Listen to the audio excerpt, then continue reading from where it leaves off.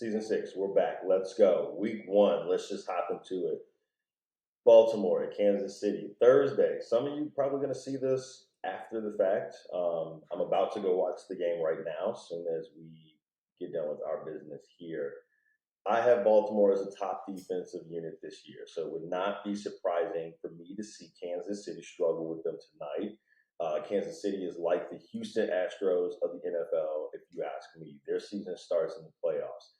This is just a little tune-up. We've seen Kansas City show us relatively little during the last season, only to arrive in the playoffs, blowing the doors off of everyone with what was more than a capable offense. So expecting a lot of the same this year. Kansas City lost the opener to the Lions last year, and I think they lose again this year, but this is a more capable offense with a few more weapons in it.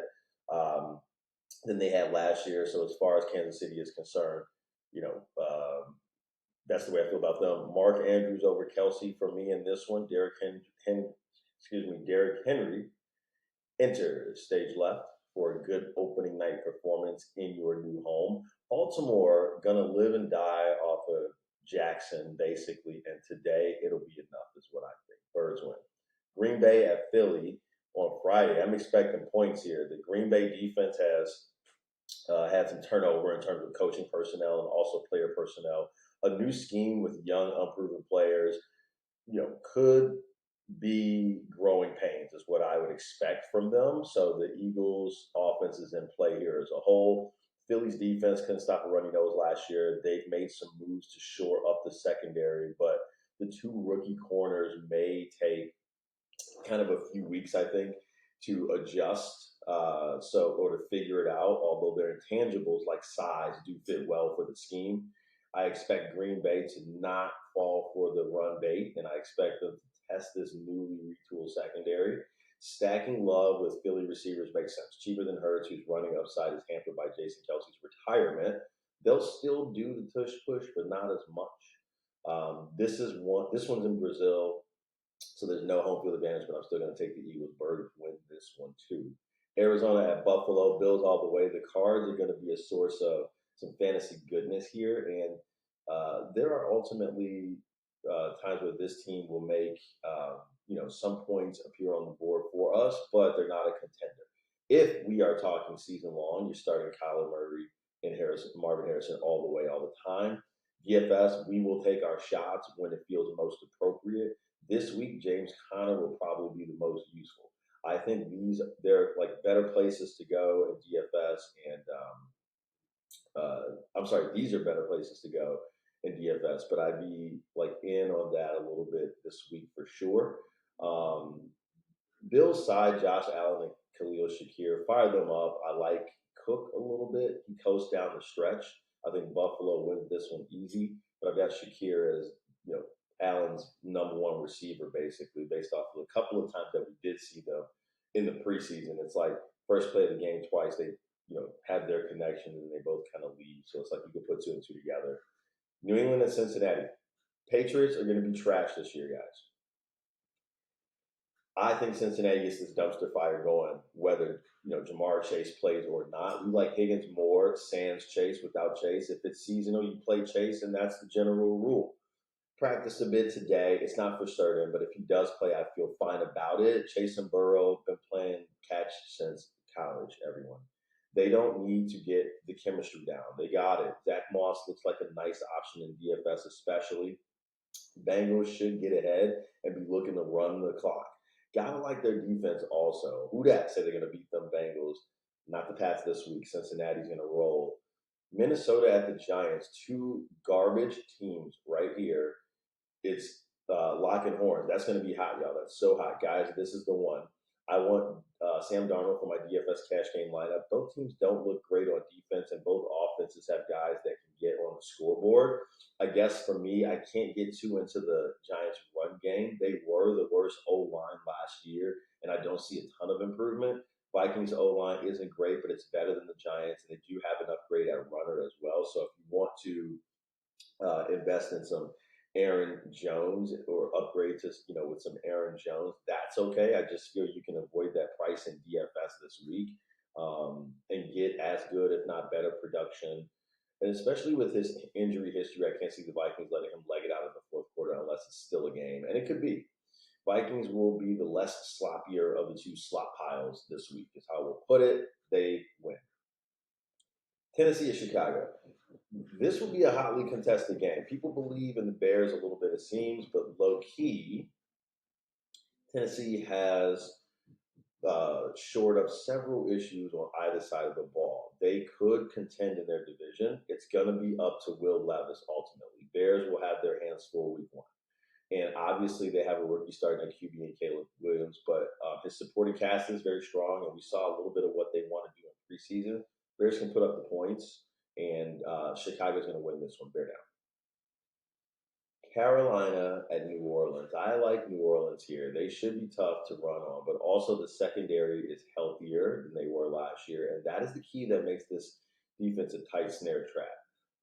Carr, Olave, Juwan Johnson. I like it. Their D as a DFS play, I like that. Old man Thielen remains a constant source of targets for someone reaching for whatever reason. I'd stay away, though, in season-long play.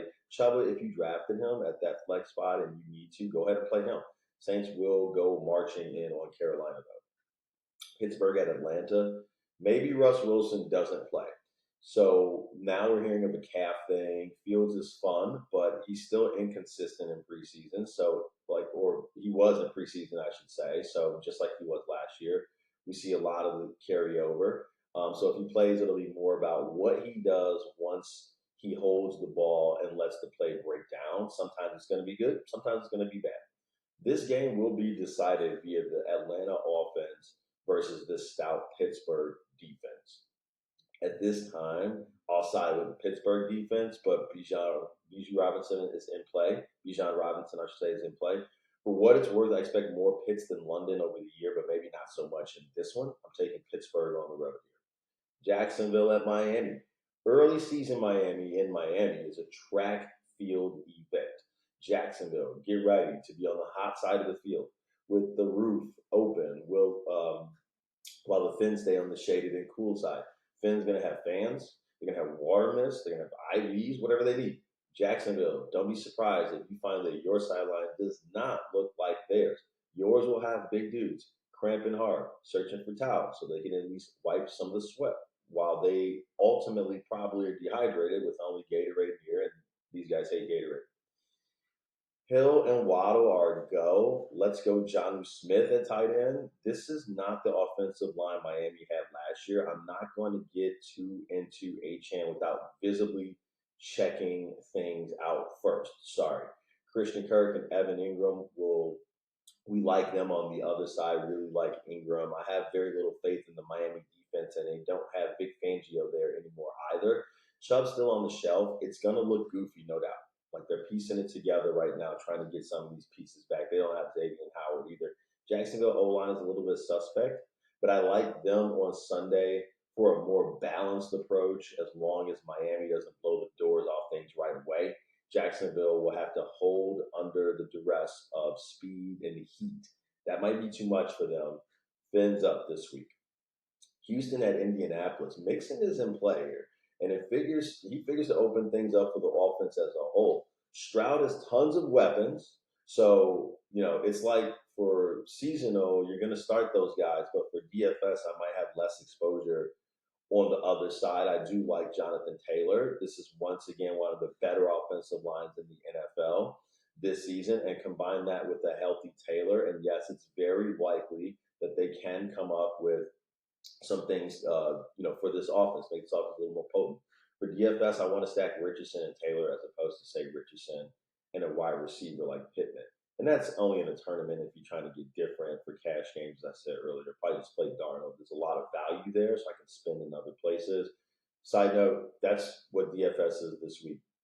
They're going to let you shoot yourself. You can play whoever you want to. There's value all over the place. Nothing's too expensive. It can all fit in. So it's going to be up to you to make wise decisions. Where were we? Talking about Taylor and them. Yeah. So, this is going to be a highly contested week one division rivalry game one. I mean, like it's, right to the fire for these two. Indy, I think, finds a way to win it behind the week one crowd at home. Vegas going to LA to see the Chargers. Devontae Adams, Brock Bowers, Zamir White is all you need to know. Chargers will have to prove themselves defensively.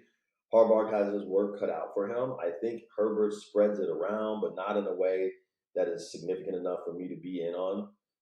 Gus Edwards is in play for sure. Vegas will have to have a concerted effort to stop the run. I'm taking Vegas on the road.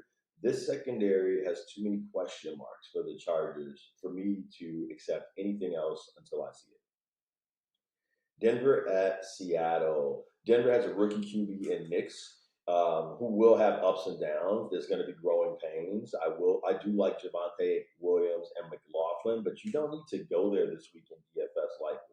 Kenneth Walker III is somebody in play. Don't forget how bad Denver is at stopping the run, and they've not done much to deal with that. They being Sean Payton, so I don't see why that theme would change. New regime in Seattle though finally uses these players, we hope, in a way that we've imagined. DK will have a tougher week this week if he's matched up with Patrick Surtain.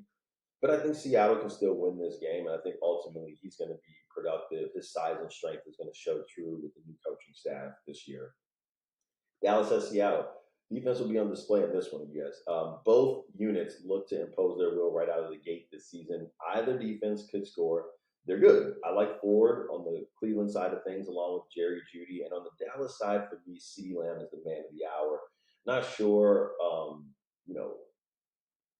how these running backs mix in. It's a committee for Dallas, and so I don't want to get too involved unless it's season long. I'm taking Dallas on the road. Defense leads away. That's what I suspect. Washington and Tampa Bay. I'm going with Tampa Bay in this one. They can try Washington in the air all day long, and I don't think that the running game will be there for the Commanders, like going up against this Buck defense. I'm Eckler, Asian running back. Not sure what else is left there, but not looking like the solution for the Bucks, who we know are going to be stout up front. And I think Jaden Daniels asking him to just carry the team like this right away may not work for them. He always also hones in on his number one receiver, so McLaurin should be a fine play. But outside of that, I'm pretty skeptical in a game that I feel at home Tampa Bay is going to win. Sunday night, the Rams are going to go visit the Detroit Lions, a nice little rematch from the playoffs last year, and the Rams have some deficiencies on defense. So Detroit should be able to run the ball. Gibbs running and Montgomery pounding it in all day long. Williams is also out for the Rams in the secondary. So as a unit, they have their hands full. Amon-Ra St. Brown looks good here, but truly we know the Lions want to establish the run, and they should be able to do that here on Sunday night and get the victory. The Jets at the San Francisco 49ers. I'm trying to envision a scenario where San Francisco does not win and I can't. I'm trying to envision a scenario where the Jets lose and I can. The Jets may not have Hassan Reddick. If they don't, they certainly lose this game. If they don't have him, I think that changes things, and I feel better about maybe Debo or Kittle. But as it stands, CMC leading the way, but the defense as well. I think San Francisco, let's think about them, well-rounded team. They can hurt you in a lot of different ways. Trent Williams just signed his extension. They got Ayuk signed his extension, or his new deal rather. So they have everybody. They're going in, defense has all their pieces or what have you, most of the guys that they need to get the job done. They're going to be a handful in a season that I think that they can get back to the Super Bowl. So, Jets on the road here. I'm going to give it to San Francisco in this one. That's what I got for you guys. Good luck in your contest. Let's huddle up next week to once again learn, scout, win, and repeat. Peace.